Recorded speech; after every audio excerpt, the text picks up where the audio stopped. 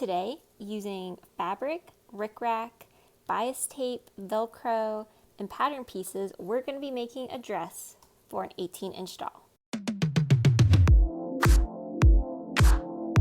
So welcome back. This is the third video in our How to Sew for an 18-inch doll series, and today we're going to be learning how to make a dress.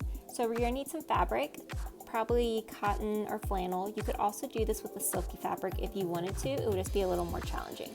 I'm going to be using cotton. There's an optional step near the end where you can add some decorative edging. So I used rickrack. You could also use ribbon, or you can skip this step entirely. I really like rickrack though. I think it's fun and it comes in lots of different colors. For the sleeves, we're going to be finishing those off using bias tape. So you can get bias tape at the store, but if you don't have any, you can also make your own.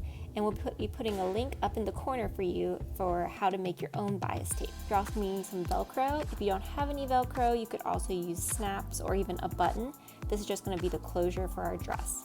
Then finally, online on our blog are the pattern pieces for this, which will have simple instructions for what to cut out and how many of them you will need. For this pattern, there's going to be 4 pieces to cut out in total, but on the pieces, it will say how many to cut out, as well as I'll provide instructions for the best way to do that.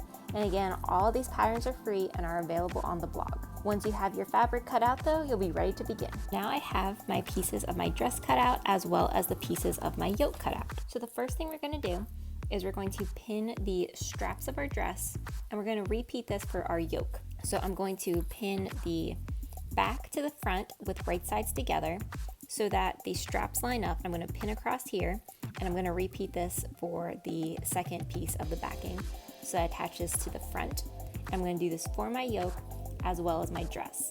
The other thing I'm going to pin is the sides.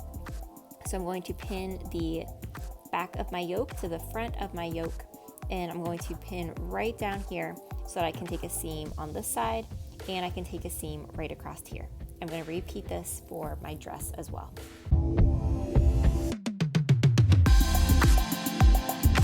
Now it's time to sew up the seams. Now that I've sewn my seam, I'm going to go ahead and trim off the loose threads. After I do that, I'm going to iron this so that I can press open the seams on the sides of the yoke as well as the dress, so that when it comes time to do the hem at the bottom, it lays a lot smoother. But the other reasoning behind that is we're going to have to insert our yoke into our dress, and we want to make sure that it all lays nice and flat. So the best way to do that is to iron out the seams.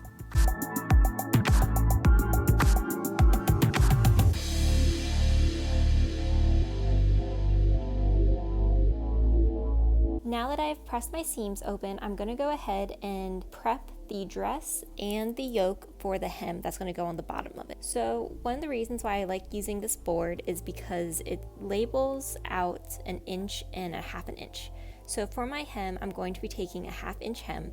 So these little squares here, 1/2 inch. And what I mean by that is when I fold this up and I do a 1/2 inch, it's a really quick and easy way for me to measure to see, oh, yep, right there, so that's going to be a 1/2 inch, and I'll go ahead and pin this. I'm going to do this all the way across for my dress, and then I'll repeat it for my yoke.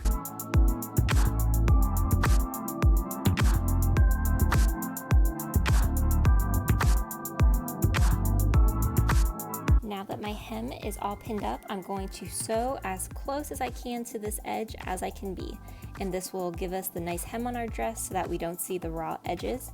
And I will repeat this for my yoke as well. Now that I have the hems done on both my dress and my yoke, I'm going to go ahead and attach the yoke to the dress so that we can clean up the neckline. So to do that, I'm going to have my dress facing right side up, and then I'm going to take my yoke and have the right sides together for the yoke and the dress, and I'm going to pin the neckline so that they match together. And then I will pin these, and then I'll just take a seam across.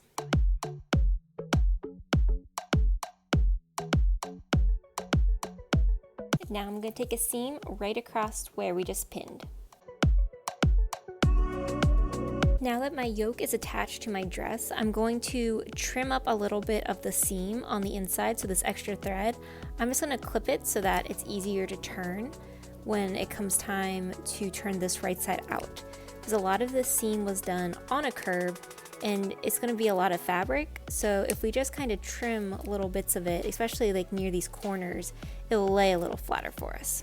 So now I'm going to flip the yoke the other way so that we have the right sides of the dress, which is here, and then I have the yoke on the inside, and I'm going to kind of play with this so that it'll lay a little better, and then we'll do an overhead view so that you can see what the dress looks like. So here's our dress up to this point.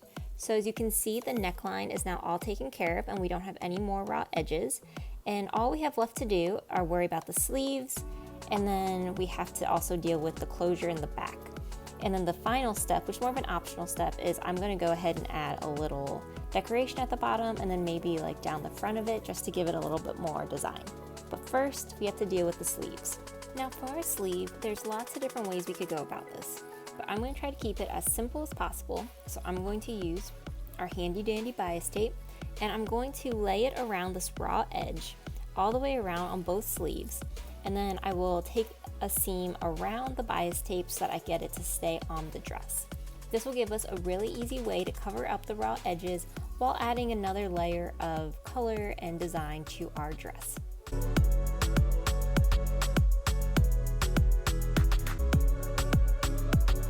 Now that I have the bias tape pinned up on both sleeves, I can go ahead and take a seam around it to make sure that it stays on and it's attached.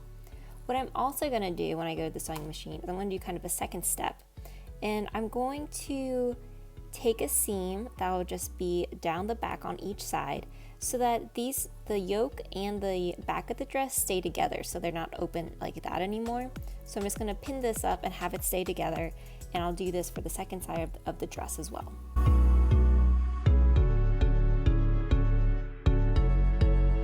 And now it's time to sew everything up.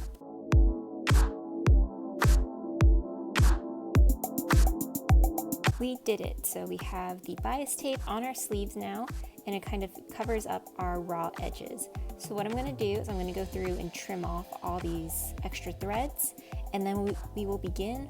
So we did it, and now we have no more raw edges for our sleeves. This step is actually pretty difficult. The sewing machine can be really hard to get around all these tight little edges. So if this is something that you think would be easier to hand sew, you can totally do that as well. I'm going to go ahead and just trim up all these extra threads, and then I'll begin on our next to last step. So now this is an optional step, but I'm going to take some rickrack, you could also use ribbon, and line it over where the hem is so that it adds another little decorative element to our dress. I'll pin this on, and then I will just take a seam straight across the rickrack so that it stays in place.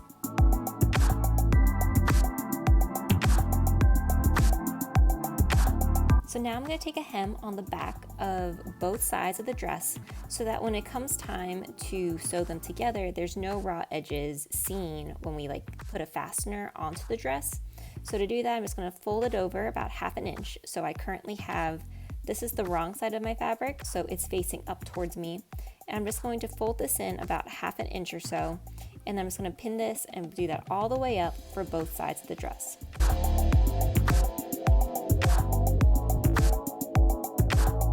So now I'm just going to sew up both of those seams.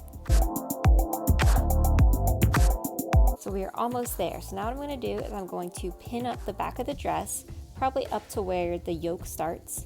And this is going to be how we're going to do the closure of our dress. So this is just pinning with the right sides together the two back pieces of my dress, and I'm going to make a seam right across here. So now my dress is basically complete. So I'm going to turn it right side out, and we will be able to see that there are no more raw edges anywhere. So we have the nice little detail at the bottom. We have the sleeves that are covered by the bias tape, and now our only thing that we have left to do is provide some sort of closure on the back so that the dress stays closed. I'm going to use Velcro for mine. You could use Velcro or snaps. So I'm going to lay just probably a couple pieces of Velcro on this side, and then the Velcro here, or attach on, and it will stay on the doll. I'm not going to bore you with the details of going through that, so I'll see you on the other side when the dress is completely done.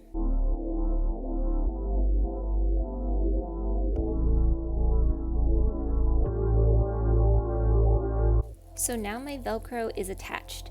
If you do have any questions about the Velcro, we will link a video to show you how to put it on. So this was the exact same way that we did in our how to make a American Girl doll or 18-inch doll shirt. So I'll provide that video link in the upper corner for you. But besides that, it's a pretty straightforward process. I had the sticky type of Velcro, so I just stuck it on, and then I did take a seam through it so that I made sure that it stayed in place. Now that it's done though, I can flip over my dress and it is all complete and ready to be put on a doll. Before I do that, this pattern was a little bit more challenging just because of the sleeves, and we are making one full piece of clothing now instead of just worrying about a shirt or a skirt. But this is a really great project to do on an afternoon, or it could be a really great summer activity as well.